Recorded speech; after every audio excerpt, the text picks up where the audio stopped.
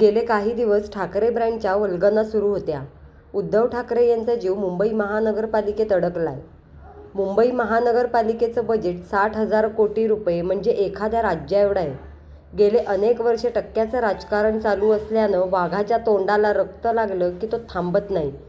म्हणून मुंबई महापालिका ताब्यात घेण्यासाठी राज ठाकरे यांच्या मागे ते कटोरा घेऊन भीक मागत होते, अशी जोरदार टीका शिवसेनेचे नेते रामदास कदम यांनी उद्धव ठाकरे यांच्यावर केली. मुंबई महानगरपालिका ताब्यामध्ये घेऊ आणि मग हा ठाकरे ब्रँड होईल, अशा बाईच्या वल्गना मधल्या काही दिवसामध्ये महाराष्ट्रामध्ये चालल्या होत्या.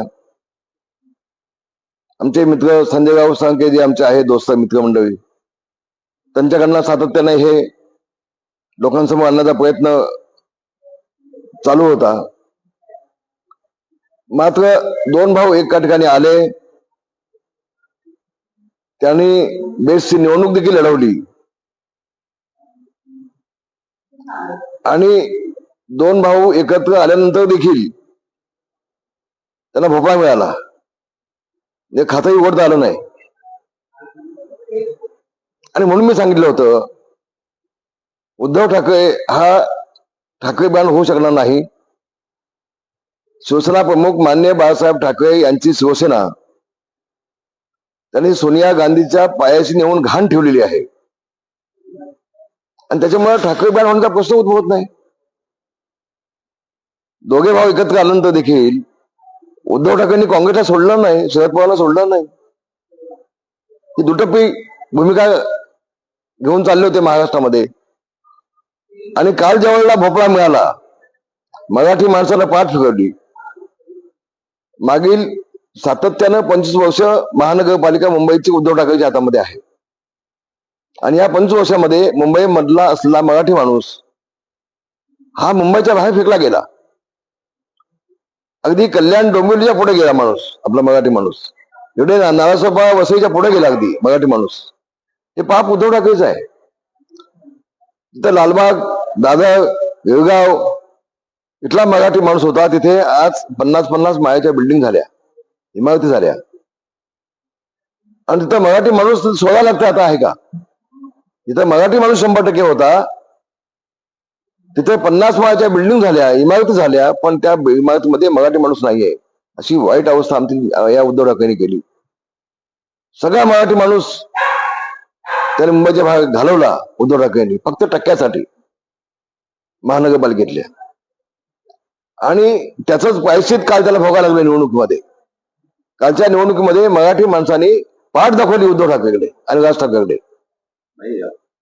मराठीच्या मुद्द्यावर दोन्ही ठाकरे म्हणजे एकत्र आहे, त्याचे काहीतरी पडसाद या निवडणुकीत उमटतील असं सगळ्यांची. नाही, तेच मी आपल्याला सांगितलं की मराठी माणसानं पाठच दाखवली त्यांना. आम्ही तुमच्यासोबत नाही आहेत, तुम्ही आमच्यावरती अन्याय केलात, आम्हाला बेघर केलं, आम्हाला मुंबईच्या बाहेर घालवलं,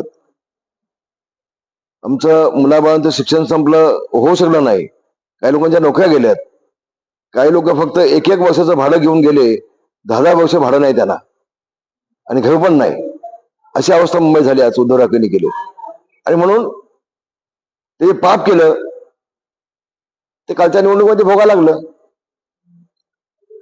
विषय आणखी पुढे असा येतोय की आज सकाळी राज ठाकरे उठून पुन्हा मुख्यमंत्र्यांनी गेले